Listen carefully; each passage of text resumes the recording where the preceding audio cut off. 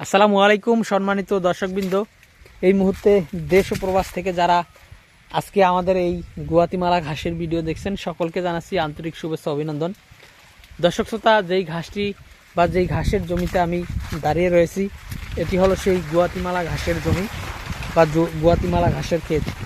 দর্শক, এই ঘাসটি হলো অন্যান্য ঘাসের থেকে অনেক বেশি ফলনশীল একটি ঘাস বা অন্যান্য ঘাসের থেকে অনেক বেশি পুষ্টিগুণে ভরপুর। বিশেষ করে আপনার এই ঘাসে ভিটামিন, প্রোটিন, ক্যালসিয়াম, মিনারেল সব উপাদানই পর্যাপ্ত পরিমাণে রয়েছে। দর্শক, আমি যদি একেবারে খুলে বলি বা সহজ করে বলি, এই গুয়াতিমালা ঘাসে প্রায় 20 থেকে 25% মতো প্রোটিন রয়েছে।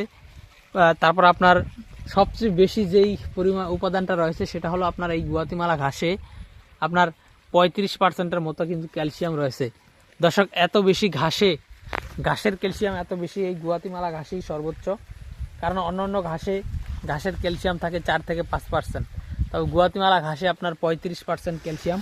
আমি যদি এই ঘাসগুলো কেমন হয় ভিতরে গিয়ে দেখাই, দর্শক, এই ঘাসগুলো বড় বেশি হয়ে যাওয়ার কারণে ভিতরে যাওয়া অনেক কষ্টকর। দেখেন ভিতরে কি পরিমাণ পাতা আর কি পরিমাণ ঘাস এই জমিতে হয়েছে। দেখেন এই ঘাসের পাতাগুলি অনেক চওড়া।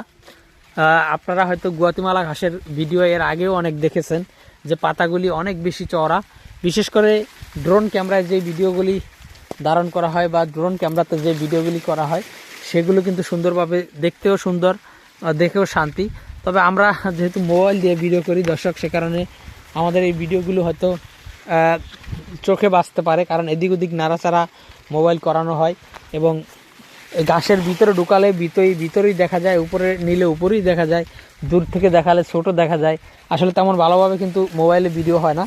তো যতটুকু দেখানো সম্ভব আমরা দেখাচ্ছি। দর্শক শ্রোতা, দেখেন যে আসলে গুয়াতিমালা ঘাসের আসলে কেমন হয় ফলন বা এটা দেখতে কেমন সেটি মূলত দেখাচ্ছি। তো দর্শক, এটা তো বুঝতে পারছেন যে আসলে এটি গুয়াতিমালা ঘাস বা অন্য কোনো ঘাস নয়। তো দর্শক, এই ঘাসের বর্তমানে পরিপক্ক এবং ভালো মানের কাটিন আমাদের কাছে রয়েছে। আপনারা চাইলে এই ঘাসের কাটিন আমাদের কাছ থেকে সংগ্রহ করতে পারেন।